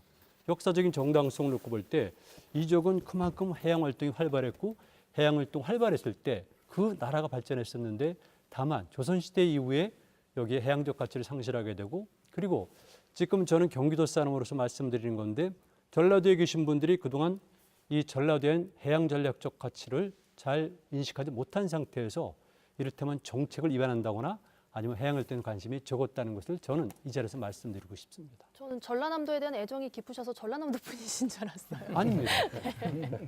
네, 이어서 말씀 혹시 해주실 분 계신가요? 네. 잠깐 이게 소개를 하면 아까 환동의 경제벨트, 환황의 경제벨트 얘기 많이 나오지 않았습니까? 네. 여기에 보시면 우리 목포와 광주가 출발점인 이 환황의 경제벨트가 있습니다. 이 얘기는 뭐냐면은 2000년 6.15 공동선언 때 했었던 그런 6.15 3대 경협 사업을 이제는 남북 간 접경 지역 DMZ터서뿐만 아니라 이제는 평양과 신의주까지 그리고 중국까지 연계하는 그런 다양한 형태의 비즈니스를 하자는 거거든요.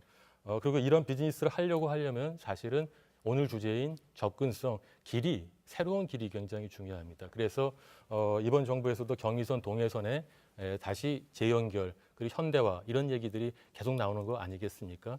특히나 이 환황의 경제권은 잠깐 소개하면은 인구가 약 6억 명에 달합니다.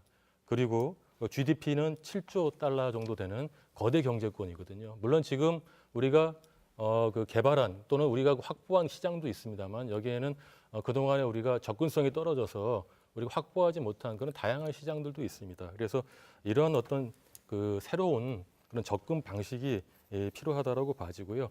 다시 또 현재로 돌아오겠습니다. 이와 같이 이 목포로부터 출발하는 환항의 경제권에서는 이처럼 그 중국이 고속철을 굉장히 많이 건설을 했습니다. 네. 10년 전만 해도 단 1km의 고속철이 중국에 없었는데요. 북경 그 베이징 올림픽을 계기로 해서 지금 현재 그 중국에 25,000km의 고속철이 건설이 되어 있거든요. 북경 상해뿐만 아니라 더 중요한 거는 우리 한반도 바로 앞인 신의주 바로 앞까지 그리고 또 나진 바로 앞까지 지금 고속철이 건설이 돼서 지금 현재 운행이 되고 있습니다. 이 얘기는 뭐냐면요. 지금 다행스러운 게 우리 전라도, 광주까지 고속철이 지금 건설되어 있고 곧 목포까지 또 고속철이 건설되지 않겠습니까? 그러면은 이런 구상도 우리가 해볼 필요가 있어요. 뭐냐면은 서울에서 신의주까지 약 390km 됩니다. 여기를 고속철로 건설을 하면 미래의 이 한반도, 동북아가 어떻게 변화가 되는지를 한번 설명을 드리고 싶거든요. 네. 서울에서 평양 1시간, 평양에서 신의주 1시간, 그 신의주에서 심양까지 1시간이 걸립니다. 그리고 심양에서 이 북경까지는 2시간 반 만에 운행을 하고 있거든요. 다시 말하면은 이 서울에서 이 북경까지 아침에 일찍 출발하면은 북경에서 회의하고 다시 돌아올 수 있는 어떻게 보면 한반도 1일 생활권뿐만 아니라 동북아 1일 생활권까지도 가능하다는 것이죠. 그리고 또 밑으로 내려와서 우리 광주까지도 7시간이면 북경에 갈 수가 있습니다. 이 얘기는 그만큼 이 중국의 또 이렇게 동북 지역의 접근성이 굉장히 좋아진다는 거거든요. 그리고 이 지역에는 많은 산업과 또 많은 인구들이 여기에서 경제 활동을 하기 때문에 이런 고속의 부가가치가 높은 인프라망, 고속철들을 건설할 경우에는 이 전라도에도 굉장히 많은 그런 편익들, 시간 편익, 비용 편익이 오는데요. 근데 이런 기회들은 주어지는 것이 아니에요. 사실 우리 청소년들, 전라도가 여기에 맞춰서 준비를 해야 되는 거죠. 앞서 말씀드렸던 다양한 형태의 미래 산업들을 여기서 본사를 두고 또 지사를 북한, 또 동북 지역에 두면서 다양한 경제 활동을 해야 됩니다. 그럼 미래를 실현시키려면 이제 정부 정책의 방향도 물론 중요하겠지만 지금 지방 분권 시대 아닙니까? 지방 정부의 역할도 무척 중요할 것 같습니다. 여기서 가장 핵심은 뭐냐면 우리 안에 지금까지 이른바 자기 주도적으로 주체적으로 우리 지역을 끌고 가겠다고 하는 그런 DNA가 형성될 틈이 없었다는 것. 이게 지금 우선 저는 제일 큰 문제라고 봅니다. 그러니까 그동안 우리가 진행하는 방식은 계속해서 왜 이렇게 중앙 집중화돼 있고 중앙정부의 권한을 가지고 정권이 마음대로 하는 거냐. 우리한테 기회를 달라고 계속 싸우는 방식이었습니다. 이를테면. 그러니까 저항하고. 예, 저항하고 싸우는 방식이었습니다. 근데 시대 상황이 그동안 그럴 수밖에 없는 불가피한 측면이 있었습니다. 왜냐하면 우리에게 그럴 수 있는 길을 열어주지 않았기 때문에, 기회를 주지 않았기 때문에. 이제 그런데 적어도 정부가 지역을 억압하는 시대는 저는 지났다고 봅니다. 조금 더 광범위하게 자치분권 시대를 열어줘야 하는 게 정부가 해야 될 일이긴 하지만 그 얘기는 무슨 얘기냐면 이제부터 이른바 자력갱생하는 자생력을 키우는 자기 역량을 스스로 키우는 그리고 그런 과정을 통해서 저항을 넘어서 스스로 공동체의 역량을 키워가는 이 방향에 대한 특별한 고민을 해야 될 시기. 그러니까 전라도가 만약 신북방 정책, 신남방 정책이 이 구사되고 있는 이 시기에 길의 시작점이라고 한다면 이곳에서는 이제부터 우리가 자기 역량을 키우면서 무언가를 요구하고 무언가를 향해 가는 거하고 자기가 아까 이제 준비를 해야 된다고 말씀하셨는데 자기 스스로 길을 헤쳐나갈 혹은 길을 밟을 그런 조건을 갖추지 않은 상황에서 뭔가 그냥 억지를 쓰는 것처럼 보이는 이거는 저는 좀 접근 방법이 다를 거라고 보거든요. 그렇게 하려면 가장 먼저 우리 안에 그 자치에 대한 분권에 대한 그리고 민주주의에 대한 그리고 우리 지역을 우리 스스로 키워야겠다고 하는 그런 자신감, 용기, 새로운 상상력. 저는 이제 그것을 해양도의 기질이라고 그렇게 표현하고 싶습니다. 원래 전라도라는 이름이 탄생하기 전에 이쪽 지역은 해양도라고 불렸습니다.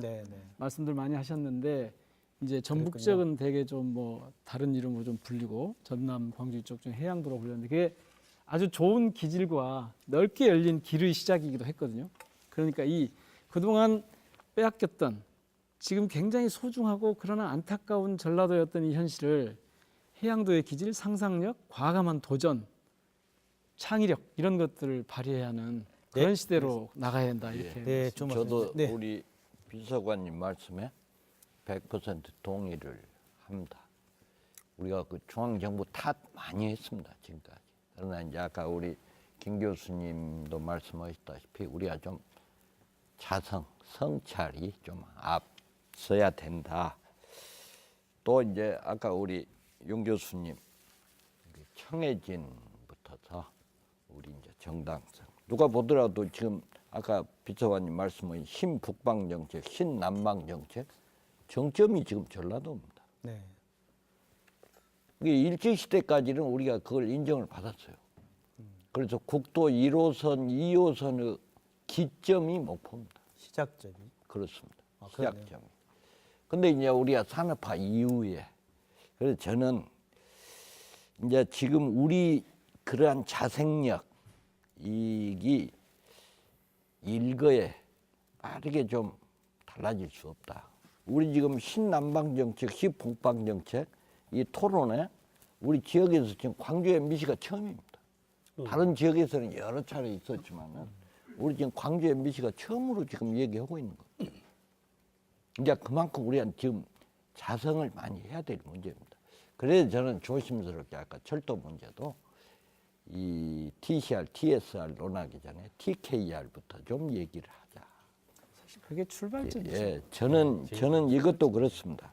이것도 우리 전라도 하기 위해서는 남북 평화 번영 못한데 저는 전라도가 남북 관계에 있어서 좋은 기회를 맞이하고 있다고 봅니다.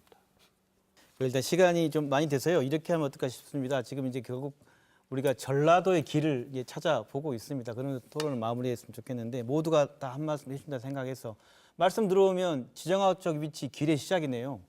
가장 중요한 위치에 있고 별로 부족할 것이 없는 곳인데 지금까지 닫힌 곳이었고 또 소외된 곳이었고 이런 곳인데 이 전라도의 이 중요한 기회에 왔을 때 완성을 위해서 뭐 아까 뭐 하늘길 얘기도 뭐 이런 것들이 좀 보완돼야만 이 전라도의 길이 좀 완성될 것 같다 각자 생각하시는 거 있으면 돌아가면서 말씀 듣고 토론을 좀 정리하면 어떨까 싶습니다. 그 전라도 길 완성으로 지금 이제 필요한 거 어떤 길을 잇는다는 것도 좋고 어떤 걸 좀 보완하는 것이 필요하다 좋고 어떤 분이 먼저 조금 전에 이제 지정학적이란 말씀하셨잖아요. 네네. 지정학적 관점보다 더 중요한 것은 지경학적 관점이에요. 지경학적이요. 네, 그래서 이 전라남도 지역에 대한 경제적 가치, 또 한 가지는 지문화적 관점인데요. 이 전라남도 지역은 굉장히 특별합니다. 우리가 알고 있는 북방의 여러 갈래 루트를 통해서도 여기 정착했지만, 그러나 우리가 흔히 말하는 절강성 이남부터 동남아시아, 인도 지역에 관련된 사람들도 여기 정착을 했습니다. 이런 것들은 사료뿐만이 아니라 이를테면 음식 문화라든가 아니면 장례 문화라든가 기타 민속에서 드러나거든요. 그런 면에서 볼 때 우리는 신북방 정책에 관한 역사적, 문화적 정당성도 이야기할 수가 있고 신남방 정책에 관해서도 이야기할 수가 있습니다. 시진핑 주석이 한 얘기는 1대1로는요. 실크로드란 말을 그대로 떠온 겁니다. 일로는 정화의 원정대를 모방한 거고요. 푸틴이 말한 신실크로드 전략도 역시 러시아의 극동 진출 전략을 얘기한 겁니다. 네네. 그래서 인도의 모디 총리도 똑같이 그런 얘기를 합니다. 역사를 배경으로. 그렇다면 우리가 어떤 정책을 취할 때 정책의 주체들을 양성할 때 다른 경제적 이익도 정책 이익도 다 있지만 문화적으로 그들과 우리는 이렇게 될 수밖에 없는 정당성을 우리 스스로 인식하고 그다음에 그들에게 알려주면 됩니다. 특히 몇 분들이 유라시아를 횡단했었는데 저는 사실은 배를 타고 한 번은 남불 출발해가지고 90일간 북해까지 갔어요. 자동차로 60일간 이스탄불까지 갔고 기차로 24일간 베를린을 갔어요. 그 외에도 많이 갔지만 이런 과정 속에서 제가 늘 하는 이유는 이겁니다. 첫 번째, 우리 민족의 생존 전략은 유라시아에 있다. 두 번째, 우리 대학교에 있는 제 교수의 입장에서 우리 애들이 취직할 수 있는 것은 유라시아다. 끊임없이 얘기를 하는 겁니다. 그랬을 경우에 저 같은 인문학자가 얘기할 수 있는 것은 가서 우리는 단순하게 경제적 이익이라든가 지정학적 가치만 얘기할 것이 아니라 예전부터 우리는 너희들과 특별한 관계를 맺고 있었다. 예를 들면 혈연이 있습니다. 두 번째는 언어입니다. 알타이 중에서도 특히 투르코 몽골어 계통들이 우리랑 연관이 되고요. 그다음에 우리가 가지고 있는 많은 신앙들이 그들과 연관이 되는 겁니다. 그 외 예술 같은 경우는 전라남도가 예향입니다. 전주 또는 전라남도가 예향이라고 그러는데 그 예에 관한 것들이 어디랑 연결되냐면 지금 중앙아시아 지역과 직결되는 겁니다. 우리가 사용하고 있던 많은 악기들, 춤들, 노래들 이런 것 등의 상당히 많은 부분들이 현재 중앙아시아의 우즈베키스탄이라든가 이런 지역이거든요. 그래서 만약에 그들과 특별한 관계를 맺을 때는 중앙아시아라든가 아니면 시베리아라든가 바이칼이라든가 알타이 이 지역에 갔을 때 노예와 우리는 과거부터 이러이러한 관계에 있었으니까 충분히 협조할 수가 있다는 것. 그리고 그들과는 정서가 통하는 겁니다. 조금 전에 말씀드렸듯이 혈연, 언어, 기타, 민속, 신앙. 그러다 보니까 중국이라든가 러시아라든가 미국이나 일본보다는 훨씬 부드럽게 관계를 맺을 수 있기 때문에 추후에 정책을 위반하는 분들이라든가 탐험 오는 분들이라든가 학생들이라든가 사업가들은 그런 지역에 갈 때 반드시 우리 역사와 그들과의 친연성을 알고 가면은 훨씬 쉽게 풀려진다는 것이죠. 그들과의 친연성을 현장에서 경험을 많이 했으리라고 믿고 있는데 김 선생님은 저 역시 또한 많이 경험을 했습니다. 그래서 제가 역사학자 입장에서 바로 이런 지문화적 가치를 말씀을 드리는 겁니다. 네. 다음 또 발언해 주실 분 계신가요? 제가 까지 말씀 이제 마무리 말씀이라고 그러시니까 전라도가 그러면 이제 새롭게 열리는 길 환경에서 갈림길이 아니고 이제 나가야 될 길에서 무엇을 추구해 가야 될 거냐 하는 문제는 우리 이건철 교수님께서 조금 전에 말씀하셨듯이 우리나라의 모든 정치, 경제, 사회, 문화의 중심은 어디겠습니까? 우리가 아무리 어거지를 써도 서울일 수밖에 없습니다. 그러려면은 전라도가 나가야 되는 길은 뭐 앞에서 많이 논의가 되어졌지만 창조적 소위 창조력의 원천인 문화와 예술의 본향은 대한민국 사람 모두가 전라도라고 인정을 합니다. 그러면 우리 모두가 창조적 아이디어를 얼마든지 많이 내포하고 가지고 육성할 수 있다는 얘기인데 이제 열리는 새로운 평화와 번영의 길에서 이것저것 전라남도나 광주나 이게 전라북도 우리 전라도는 그동안에 지역 차별을 받아서 우리는 이것도 해야 됩니다. 이것도 해야 됩니다. 저것도 해야 됩니다. 막 중구난방으로 하면서 우리가 추구해 나가야 될 핵심적 가치와 정책을 사실은 잃어버린 측면이 있습니다. 그런 측면에서 보면 이제 새로운 시대 또는 새로운 길로 나가야 될 핵심적으로 추구해야 할 비교 우위가 있는 정책이나 가치를 시간이 걸리더라도 찾는 것이 중요하겠다. 아까 우리 젊은이들에게 말씀드렸듯이 정말로 우리 전라도가 사랑할 수 있는 한 가지를 잡아서 유럽, 중국, 러시아, 유럽으로까지 이렇게 펼쳐갈 수 있는 길을 찾는 것이 우선이 되어야지 않겠느냐. 그러려면은 지금까지 우리가 해왔던 것에 대한 처절한 반성부터서 시작되어야 할 거다. 저는 그렇게 봅니다.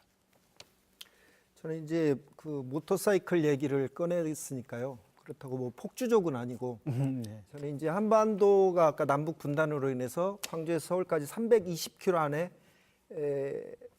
제한돼 있었죠. 5천만 명이 살고 있고 이 제한된 곳에서 어떤 선택을 이루어졌고 이로 인해서 많은 갈등들이 나왔습니다. 이거에 대해서 저는 1987학번인데 고민을 가졌고 우리는 대륙으로 연결되어 있는 반도 국가인데 이 대륙에 대해서 저는 한반도로부터 확장된 공간이라고 표현하죠. 이 확장된 공간에 대한 자료를 구축하는 사람도 있어야 되겠다라고 해서 모터바이크를 뭐 대학생 때였으니까 돈도 없었으니까 그걸 이용해서 시베리아를 횡단을 3번을 했고 24년 동안 인연을 맺어갖고 뭐 시베리아 횡단 기차 한 30번 이상을 탔습니다. 그래서 저의 얘기는 오늘 대부분의 얘기들이 가능성을 얘기하지만 저는 현재 ING 시장의 상황을 말합니다. 시장의 상황은 이미 통일이 됐습니다. 모터바이크로 현재 유라시아 대륙을 시베리아를 거쳐서 횡단하는 사람들이 100명이 넘습니다. 그다음에 온라인상에서 유라시아 대륙에 관심을 갖고 있는 사람들이 수만 명이 회원수가 있습니다. 또 현재 캠핑카 시대가 되었죠. 각 지자체마다 캠핑장 다 만들고 있습니다. 이들의 100%의 꿈이 다 유라시아 대륙의 횡단입니다. 저에게는 이게 저의 수익하고도 연결돼 있죠. 왜냐하면 저는 시베리아를 거쳐서 유럽으로 나가는 길에 대한 전문가이기 때문에 그 길 속에 많은 기후 요소도 있고 위험의 요소도 있습니다. 그거에 대해서 저는 광주에서 암스테르담까지 14,000km인데 30km 위주로 저는 데이터베이스를 다 가지고 있습니다. 그럼에도 불구하고 이 시장은 이제 더 커지는데 현재 우리는 유라시아 시대가 왔다고 하지만 이 많은 바이커족들이 캠핑카들이 블라디보스톡에 도착하자마자 당황을 합니다. 왜? 한국과 러시아는 무비자입니다. 자동차를 가지고 가면 국제운전면허증이 필요합니다. 러시아하고 국제운전면허증으로 통합니다. 하지만 러시아는 시차가 10개 있는 말로만 가능성의 얘기가 아니라 현재에서는 어마어마하게 큰 땅입니다. 그곳에 오지도 있습니다. 그 오지에서 만나는 경찰들한테 국제운전면허증을 냈을 때 100% 잡힙니다. 이유는 유라시아 시대가 왔다 가고 러시아를 중요하게 여기지만 운전면허증이 러시아어가 없어요. 아랍어도 있습니다만. 그래서 저는 이 바이커 여행자들, 캠핑카족들 이 사람들이 저는 민간 외교관이라고 봐요. 모터바이크를 구입해서 유라시아 대륙을 횡단하는데 기본 3천만 원이 필요합니다.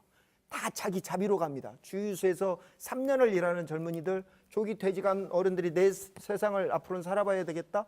뭐 한 60대 안정된 분들은 야, 한 100개 이상 여행 다녀봤는데 내 이제 시베리아 한번 해봐야 되겠다. 카드 한 장 갖고 도전하는 사람들이 있습니다.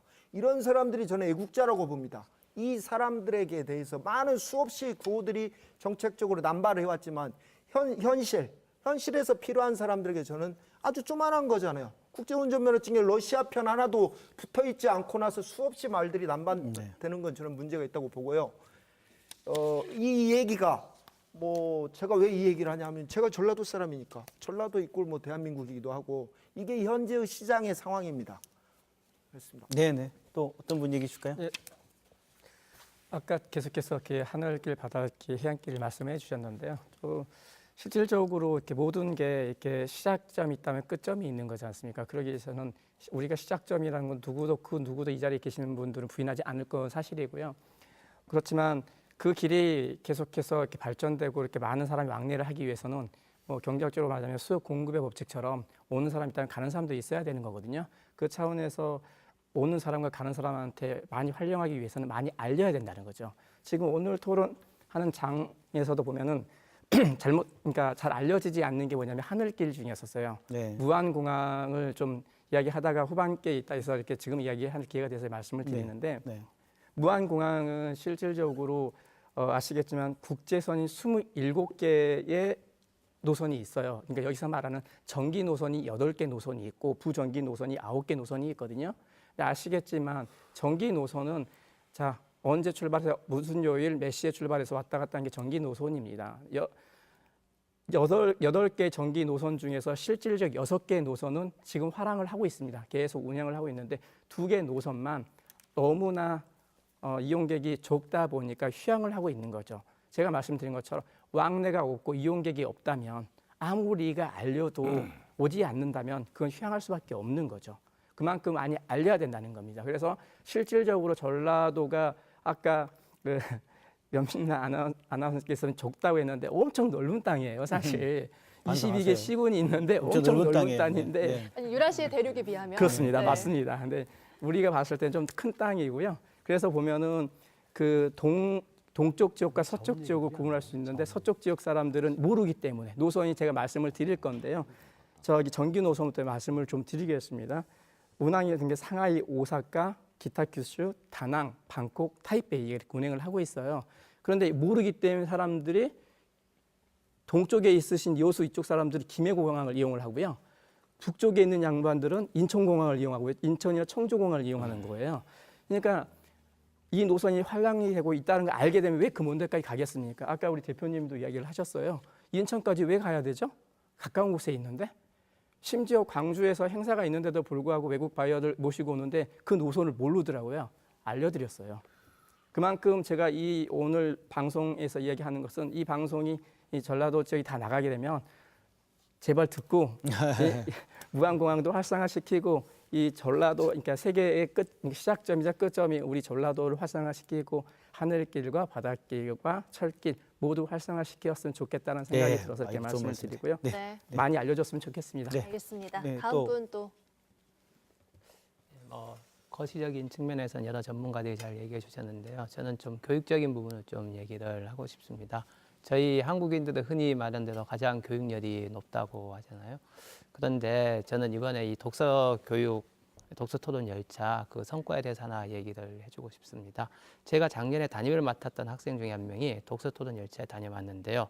그 학생이 올해 여름에 광주 지역 교사들이 그 영국 문학 기행을 갈 때 통역으로서 그 참여를 했습니다. 그러니까 교사를 학생이 인솔한 것이죠. 예, 그런데 이제 그 학생이 그만큼 독서 토론 열차에 참여했던 것이 큰 자기의 성장의 원동력이 되었고 그래서 그런 일을 할 수 있었다고 얘기를 합니다. 저희가 전라도가 발전하기 위해서는 장기적인 측면에서 이 교육의 중요성, 특히 우리 학생들에 대한 적극적인 교육적 투자가 이루어져야 된다고 생각합니다. 제가 유라시아 수십 개국을 여행을 다녀마다 보면 젊은 학생들을 많이 보는데 솔직히 호남 출신이 많이 없습니다. 예, 경제적으로 아무래도 이 수도권이 부유하고 또 저 경상도 쪽이 부유해서인지 그쪽 출신의 젊은이들은 세계를 헤치고 다니는데 호남 쪽은 많이 낙후되어 있습니다. 근데 미래 세상에서는 결국 국가적인 차원도 중요하지만 또 개인적인 차원에서의 네트워크와 경험이 굉장히 중요하다고 보거든요. 그래서 저는 이 전라도 차원에서 정책적으로 학생들에게 어떤 해외 여행의 기회를 많이 제공할 필요가 있다고 생각합니다. 저는 이제 개인적으로 저희 학생들에게 굉장히 해외 배낭여행을 강조를 합니다. 그러면 처음에 애들이 막 주저해요. 고등학생이 어떻게 가느냐 해도 준비만 잘하고 계획하면 할 수 있다고 해서 제가 계획을 같이 해주고 방학 때 보냅니다. 고등학생들이 터키, 일본, 대만, 싱가포르, 베트남 2명 정도 짝지어가지고 돌파하고 돌아옵니다. 갔다 오고 나면 애들의 눈빛이 달라져요. 그러고 나서 생각하는 수준이 확 높아집니다. 적어도 가서 배우고 게 영어를 배우고 오는 게 아니고 목표의식을 삼고 오는 겁니다. 아, 글로벌한 세상에서 내가 무엇인가를 해봐야 되겠다는 희망을 갖는 거죠. 그 무엇인가는 이제 쭉 고민할 문제겠습니다만 최소한 헬조선이라는 얘기를 하는 게 아니고 무한한 미래 가능성을 확보할 수 있다는 것. 그것이 매우 중요하다고 생각합니다. 여기 있는 젊은 청년들에게 좀 부탁하고 싶습니다. 보다 해외를 적극적으로 나가서 기회를 잡아주시고요. 아울러서 이 기성세대들은 그런 것을 물심양면으로 뒷받침할 수 있다면 전라도의 길이 아주 밝을 거라고 생각합니다. 네. 예, 제가 마무리니까 짧게 말씀. 우리 이제 주제 길, 이 전라도가 기점이자 중심이라는 데 대해서는 오늘 여기 계신 모든 분들이 동의를 해 주신 것 같습니다. 그러나 과연 우리 바람대로 이게 다 이루어질 것이냐, 여기에는 이제 현실적인 난제가 있죠. 그래서 우리 이제 중앙 쪽에서도 오셨고, 우리 이제 저도 자치단체하고 직간접적으로 관련이 되는 사람이기 때문에 중앙에서도 좀 조금은 인식의 전환이 좀 있었으면 좋겠다. 이른바 수도권 이남도 이제 우리 국토라는 점을 좀 인식을 해 주셨으면 좋겠다. 더더욱 제가 강조드리고자 하는 것은 저도 도민 한 사람으로서 우리 이제 정도 천년을 말해서 과거 천년이 그렇게 밝은 천년 아니었습니다. 그래서 새로운 천년은 이 밝아야 된다. 밝은 비전을 가져야 된다. 그러기 위해서 우리 자치단체, 민관이 동시에 좀 더 노력을 해야 된다. 논리도 만들고 지역적인 공감대 형성에 이 돼야 된다. 그러기 위해서는 오늘 광주 MBC가 좋은 주제로 이제 문을 열었기 때문에 오늘 일회성으로 그치지 않고 계속해서 이러한 주제로 이 지역을 좀 선도해 줬으면 하는 바람도 함께 말씀드립니다. 이어서 받아야겠네요. 네. 예, 어쨌든 이 그 하시고 문재인 정부는 지금 말씀하신 대로 지역이 주체적으로 자치적으로 자기 역량을 최대한 발휘할 수 있도록 여러 가지 뭐 권한의 이양부터 시작해서 또 자치분권을 위한 제도적 장치들을 마련해 가고 있습니다. 지금 딱 이거다 싶을 만큼 잘 들어오지 않아서 좀 아쉬움이 있으실 겁니다만은 조금 더 분발을 해보도록 하겠습니다. 전라도라고 하는 이름을 다시 찾는다라고 했는데요. 어젠가 제가 이쪽 지역 신문을 이렇게 하나 보다 보니까 전라굴기라는 표현을 썼더라고요. 네. 중국 굴기에서 이제 가져온 것이죠. 전라도요 크게 일어나라 그런 뜻이었겠죠. 천년 정도 천년을 맞아서 저는 그런데 크게 일어나라는 대체 어디서 올 건가? 저는 결코 큰 거 한 방 없다고 봅니다. 그렇게 세상이 바뀌지도 않고요. 조금 전에 김용남 선생님 말씀하셨는데 가령 교육 현장에 저런 변화가 시도가 바로 전라굴기의 시작입니다. 우리는 실제로 꽤 많은 자산을 가지고 있습니다. 광주라고 하는 지역이 갖고 있는 역사적 경험, 특별한 역사적 경험이 오고 있는 자부심 같은 거, 높은 시민의식 같은 거 이런 것들을 가지고 있을 뿐만 아니라 항만도 있고 공항도 있고 나름대로 이 생명산업을 키워갈 그런 토대도 있고 근래에는 무슨 지스트나 한전공대 같은 것들을 통해서 첨단 기술 같은 것도 또 에너지 산업, 뭐 자동차, 친환경 자동차 산업, 문화 콘텐츠 산업 이런 것들로 저는 방향이 제법 잡혀 있다고 봅니다. 그런데 어디선가 큰 뭔가 와서 전라도를 확 바꿔줄 것이다. 저는 그건 아니라고 봅니다. 지금 말씀하신 것 같은 아이들의 그런 교육 현장에서는 또 자치 현장에서는 시민들의 삶을 아주 가장 편리하게 바꿔갈 수 있는 그런 시도들, 그런 새로운 상상력과 이 새로운 천년에 대한 이 의지와 이 창의력 이런 것들이 바탕이 돼서 이걸 확실하게 챙겨가는 데서 진짜 경쟁력이 나올 거다. 진짜 길이 열릴 거다. 남북 관계가 풀리면 사실 닫혔던 길이 열리면서 끊겼던 길이 열리면서 분명히 각 자치단체마다 다 기회가 올 겁니다. 이 기회를 살릴 수 있느냐 없느냐는 사실은 더 이상 중앙정부가 이렇게 하도록 해서 저렇게 하도록 해서 할 수 있는 건 아니라고 봅니다. 그러니까 큰 거 한 방 없다. 우리가 지금 가지고 있는 여러 좋은 괜찮은 정책들과 이 지경학적 조건들을 가지고 그 안에서 잘할 수 있는 최대한 그러면서 그 안에서 이제 인간성과 민주주의를 고행해가는 그런 방향으로 전라굴기가 새로운 길을 찾아 나갔으면 좋겠다 이런 생각을 합니다. 네, 신양수 대표님.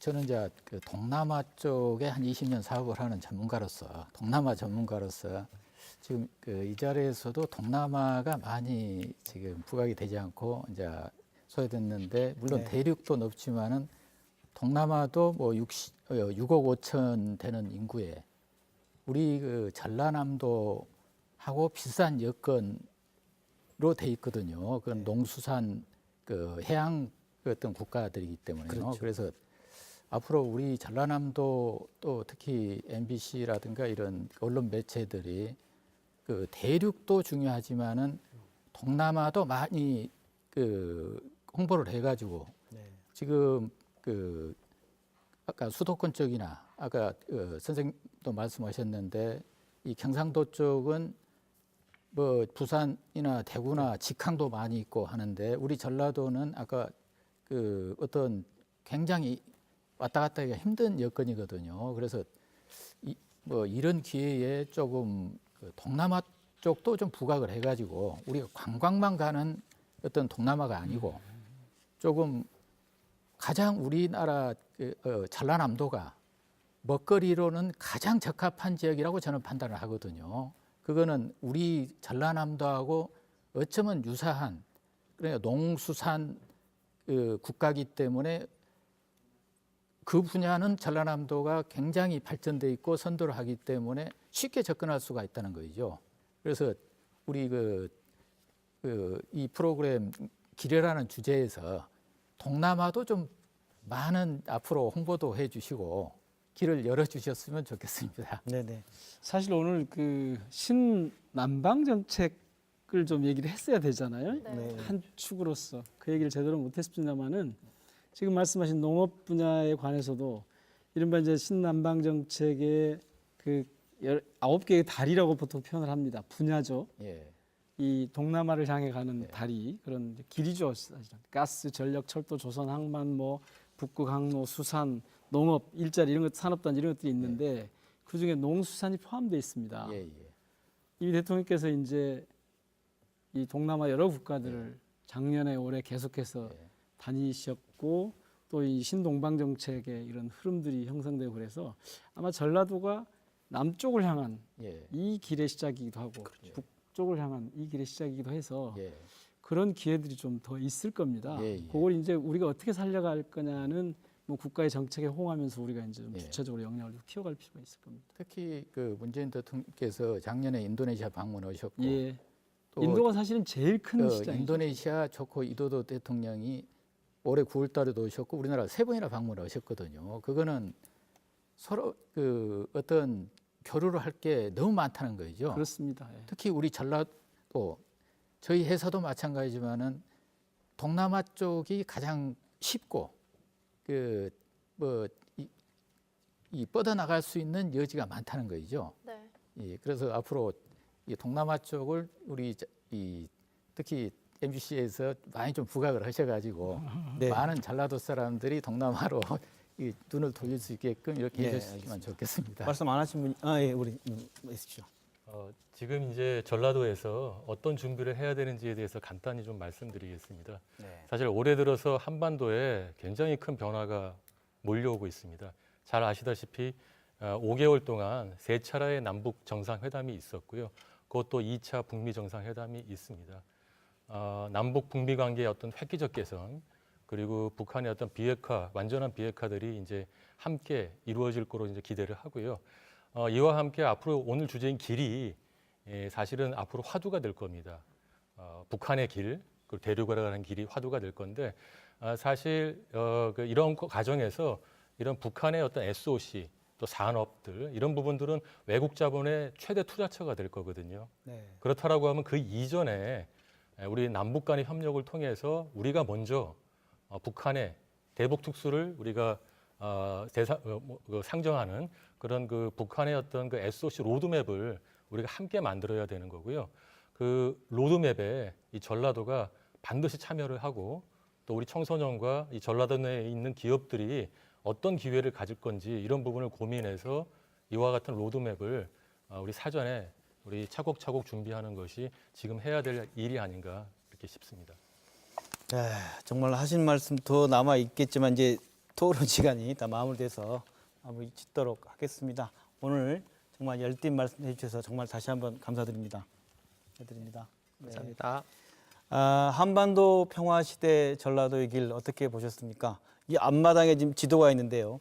이 지도를 보면 정말 한반도 평화 시대 평화가 무엇인가 생각이 드는 건 그 시대에 우리 거꾸로 본 지도인데 완도 청해진을 중심으로 해상 활동을 펼쳤던 장보고 그 시대가 당나라와 통일신라 그 주변 외까지 포함한 평화 시대였던 것 같습니다. 그 평화 시대에 가장 서로 주고받는 이익이 무엇인지를 잘 주고받은 장보고가 아주 엄청난 동북아의 평화와 물적인 토대를 마련했다는 걸 본다면 저희에게는 정말 중요한 천재 이루의 시간이 온 것 같고 오늘 말씀 나눠보면 전라도가 그 중심이고 시작점에 있다는 데 뜻을 같이 한 것 같습니다. 저희 앞 시간에 방송된 프로그램에서 도올 김용옥 선생님께서 천년을 맞는 전라도 고등학생 1000명에게 이렇게 말씀하셨습니다. 눈앞에 보이는 영토가 중요한 것이 아니라 그 찬란했던 역사를 기억하고 지금 인식의 지평을 넓히는 게 더 중요하다. 천년을 맞는 전라도의 길도 평화와 공존, 번영의 길의 가치를 되새기며 주도적으로 우리가 길을 열어갈 때 그 의미가 더해지지 않을까 싶습니다. 긴 시간 함께해 주셔서 감사합니다. 네, 다음 주에는 전라도 천년맞이 특집 방송 마지막 편이 방송됩니다. 전라도 한반도 번영을 이끌다라는 주제로 4부가 방송되니까요. 마지막 방송까지 많은 관심 부탁드립니다. 네, 오늘 순서 여기서 마칩니다. 여러분 고맙습니다.